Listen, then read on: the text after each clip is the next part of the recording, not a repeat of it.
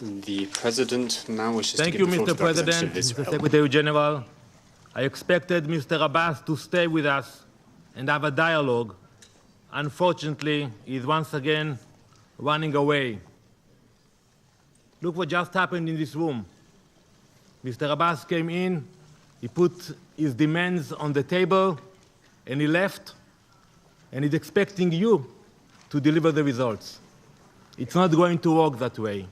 The only way to move forward is to have direct negotiations between Israel and the Palestinians. Mr. President, it is unfortunate that we are meeting here today. For the past 7.5 years, the chairman of the Palestinian Authority, Mahmoud Abbas, has refused to meet even once with Prime Minister Netanyahu.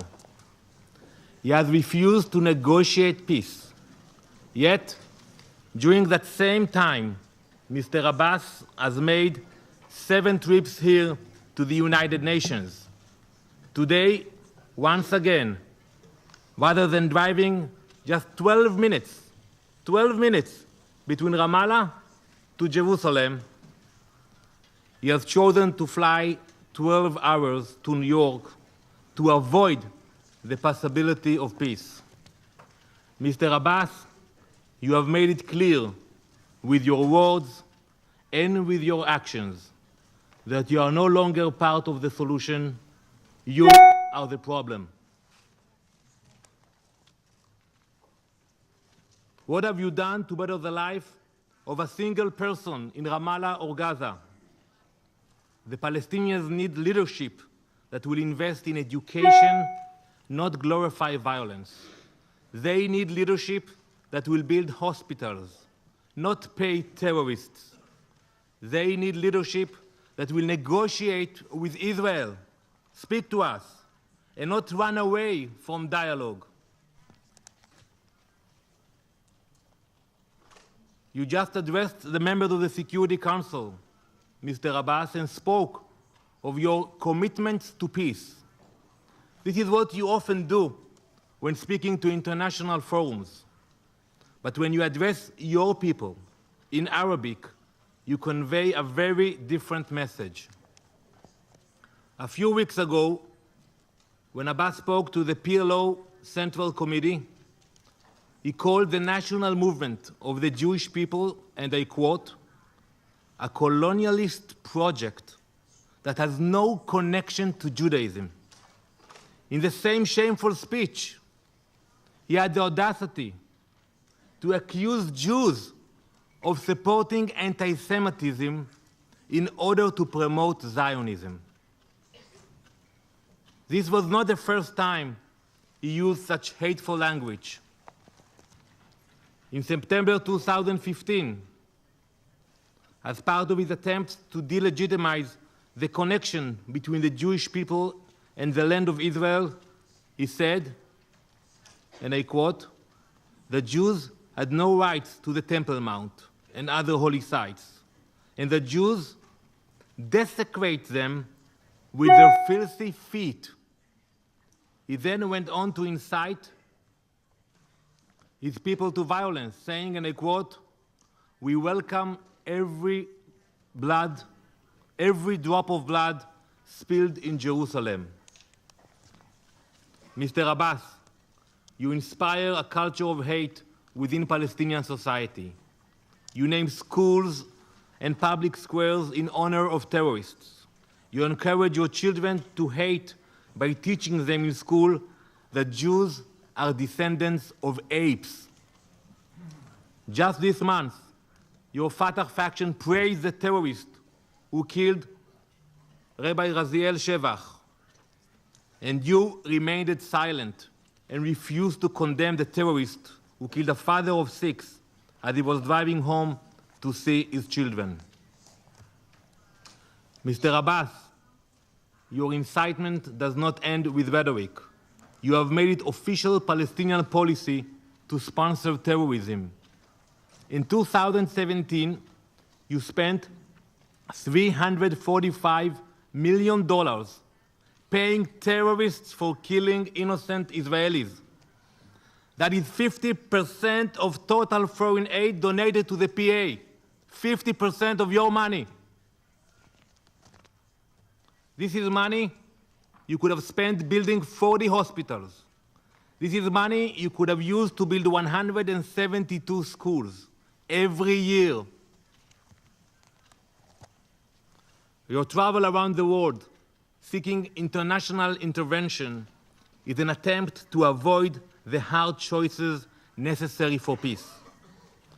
You look to every possible forum because you don't want to actually negotiate with Israel. Mr. President, it is unfortunate, but this reckless behavior by Chairman Abbas is nothing new. It is a pattern he has continued in the spirit of over 70 years of missed opportunities by Palestinian leadership. We recently celebrated 70 years since the adoption of General Assembly Resolution 181. For the Jewish people, it represented international recognition of our historic rights to our homeland. We accepted the resolution immediately. It was not perfect.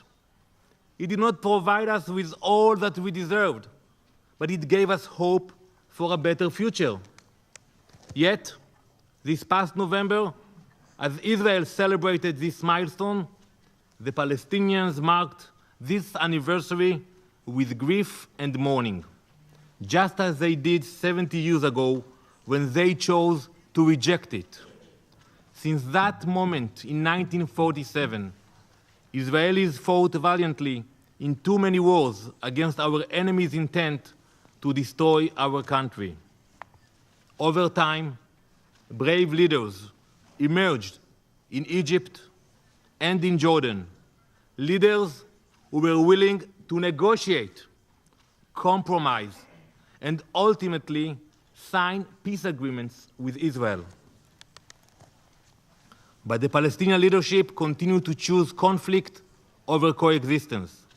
At the Camp David summit in 2000, Prime Minister Ehud Barak presented the Palestinians with an unprecedented offer. What was Mahmoud Abbas's reaction? To side with Yasser Arafat, claim it was a trap, and reject the proposal. Back in 2000. In 2005, Mahmoud Abbas was elected to chair the Palestinian Authority. The world hoped he would follow in the courageous footsteps of President Sadat and King Hussein, seek peace with Israel, and forge a better future for Palestinians. But he let his people down. Since the day he took office, peace plan after peace plan has been accepted by Israel and rejected by Mr. Abbas. Israeli leaders have sat with Mr. Abbas time and again. 3 different Israeli prime ministers, 3 different American presidents. But every time there is an inch toward progress, Mr. Abbas runs away. In 2007, Prime Minister Ehud Olmert offered the most generous deal since Resolution 181, an almost complete withdrawal from Judea and Samaria, and a direct link to the Gaza Strip. The offer even included a plan to place the old city of Jerusalem, the gateway to our holiest sites, under international control. Mr. Abbas's response was simple, an unequivocal no. 2 years later, Prime Minister Netanyahu did something unprecedented. In an attempt to restart negotiations, he initiated 10 months freeze on Jewish construction in Judea and Samaria. This was a precondition that no Israeli prime minister, not even Yitzhak Rabin or Shimon Peres, had ever agreed to. But soon enough, the 10 months passed and Mahmoud Abbas was nowhere to be found. He never came to the table. In 2013, Secretary of State John Kerry opened another attempt at negotiations. Once again, Prime Minister Netanyahu was ready to talk, ready to negotiate. Once again, Chairman Abbas responded by breaking his commitment to Secretary Kerry. He chose unilateral action, joining international conventions. Then he sought peace with Hamas, the internationally recognized terrorist organization, without even demanding that it renounce violence. Today, as we speak, the current US administration is once again working very hard to make progress toward peace. Mr. Abbas, however, is once again looking hard for an excuse. This time he claims it was the American announcement about Jerusalem that drove him to reject negotiations. By recognizing Jerusalem as Israel's capital, President Trump simply stated what should be clear to everyone. Let me be clear. For thousands of years, Jerusalem has been the heart and soul of our people. Jerusalem has been our capital since the days of King David, and Jerusalem will remain the undivided capital of the State of Israel forever. We will always insist on Israeli sovereignty over a united Jerusalem. But even fair-minded observers would agree that under any possible agreement, Jerusalem will be recognized internationally as our capital. After all these years of Abbas's rejectionism, one thing is very clear.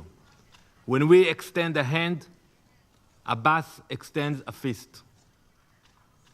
Only when the terrorists of Hamas extend a hand does Abbas embrace them with open arms and without preconditions.